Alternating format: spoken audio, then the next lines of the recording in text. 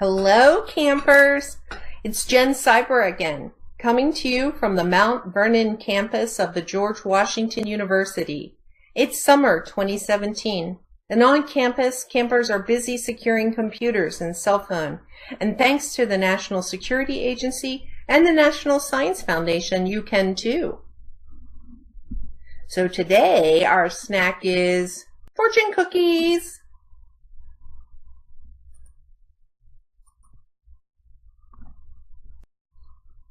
So grab your fortune cookie. Cybersecurity is in the house. Yesterday we talked about layering as a cybersecurity concept, remember? We said that in a house you may have a lock on the door and maybe a deadbolt or a chain too. And then some people have alarms and dogs. So back to those 10 rules cybersecurity experts have. Look at this picture and I'll give you a hint about the rule we're going to talk about today. Look for the rule that involves curtains. Today, we're going to talk about information hiding. Curtains keep people on the outside of your house from seeing what's on the inside of your house. You can hide behind curtains. What would a cybersecurity expert want to hide? And why would he or she want to hide it? If you can't think about an answer, think about this. Are there things that you would want to hide? And why would you want to hide them? You might need a little background to answer this one. So let's start with this idea. Computer programs have millions of lines of code. To organize all that code in a way that lots of people can help each other build a big computer program, it's divided into smaller chunks of code. Each chunk of code does a very small thing, like changing the color of a dot on the screen or keeping track of time. When there's lots of these chunks of code, and these chunks are combined, the computer can do useful things, such as displaying the time or opening a program. Some of the chunks of code have important jobs, and these jobs are so important that if someone changed or deleted just one of these chunks, the computer may not turn on. There are other chunks of code that let you decide who has access to the information on your computer. So we don't want the cyber outlaws to be able to change that code either. So computer scientists hide those chunks of code and keep the information you want to keep secret hidden. There's another way to hide information on your computer. This picture will give you a hint. Most people connect to the internet using Wi-Fi or their cell phone's data connection. And when you do, you're connected to every other device on the internet. Sometimes you want other devices to know you're on the internet. You might want to use your phone to change the channel on the TV or turn on a light. You may want Google to tell you the time of a movie. So Google will need to know where your device is so it can tell you the answer. But cyber outlaws go searching for devices that are unprotected. So there's a computer program that helps you hide your computer from the cyber outlaws' tricks. So back to the hint. In this case, a fence keeps neighbors from seeing what the other neighbor is doing, or at least it tries. For your computer, there's a special kind of wall that keeps cyber outlaws from seeing into your computer. A firewall is a software or a hardware barrier that inspects all communication from going into your computer or from coming out of your computer. It will allow authorized communications while denying unauthorized one. Do you see that big circle of internet computers? That box in the center is a hardware firewall, and it's monitoring everything that's going in and out of that network of computers inside someone's house. The best firewalls keep people from seeing the computers and cell phones connected to the internet from your house. It's a fence that keeps snoopy neighbors from watching what you do, and bad dogs away from the hamburgers on your barbecue grill. Or just like the curtains that keep people from seeing what's going on inside your house. So you can hide behind your curtains so no one sees you, but the firewall acts like a security guard in front of your house. The security guard controls the traffic going in and out of your house, so no one leaves or enters without permission. Today's activity involves firewalls. Are you up for the challenge? Consumer Reports has produced a short video that shows how to turn on your firewall. So here's the second camp challenge. Watch the Consumer Report video and check to see if your firewall is on. And read more about firewalls at Get Safe online. Pause the video now and navigate to the short URL on the screen at goo.gl/D,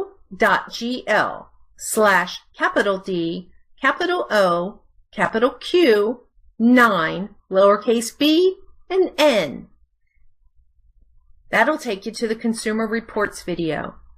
If you want to read more about firewalls, go to Get Safe Online or use the short URL at the bottom of the screen. Pause the video now and we'll see you when you get back. Welcome back.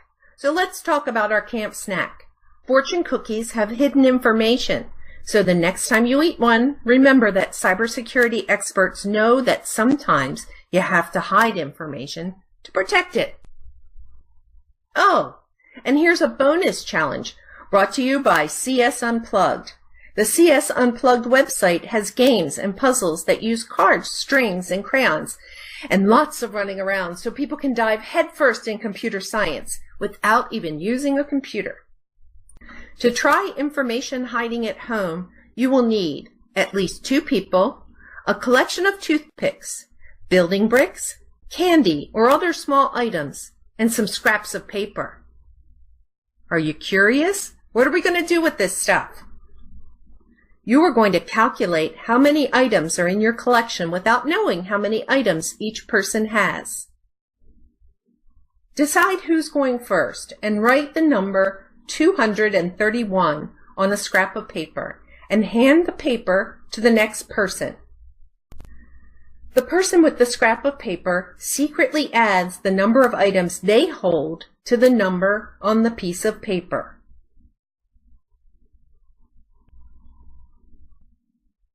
Then, the person with the new total secretly writes this new total on a new piece of paper and passes that paper to the next person. Each person secretly adds their number of pieces to the total until everyone has had a turn. The last person with the scrap of paper should subtract 231 from the total. I'll wait while you do that. Are you done? The number that you have calculated is the total number of items that everyone's holding. See, you don't have to know how many items each person is holding to know how many there are altogether, and you did it with information hiding.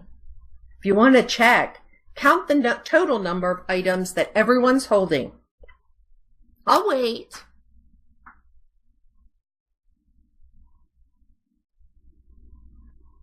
Did it work? This is how information hiding works. Do you want to try more computer science games? Visit csunplugged.org.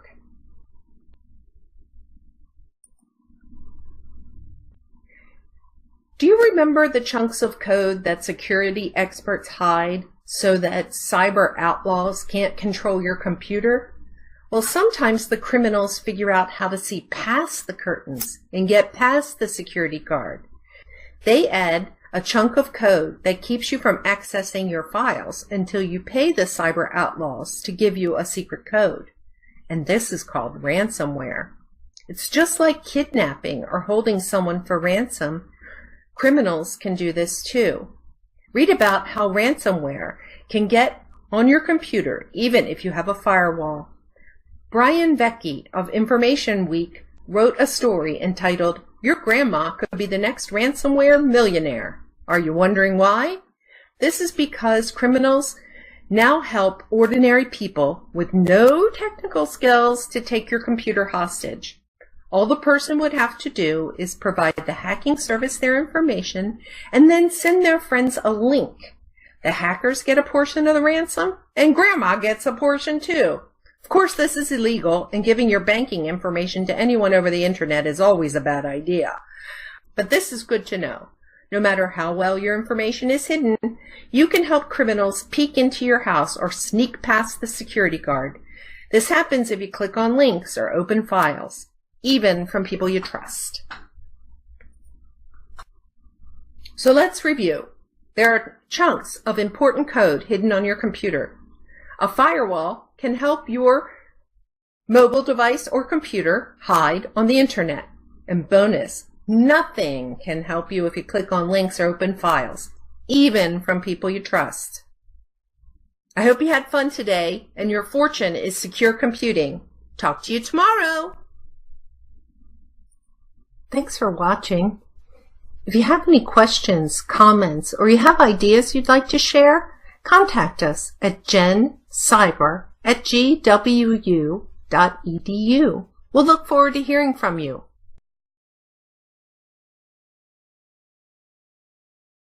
Oh, one more thing about our snacks. The snacks suggested in this online camp are designed to provide a healthy analogy for the subjects discussed in the video. Today's snack is not meant to be eaten, nor should it be eaten to develop cybersecurity skills. For a diagnosis or treatment for any cyber virus, consult an IT expert. The publisher and author of the video are not responsible for specific health or allergy needs that might require a system administrator or a dentist. Snacks are provided for informational purposes only and do not constitute an endorsement of any snack food. In fact, after you watch this video and complete the challenges, eat an apple and get outside. It's good for you.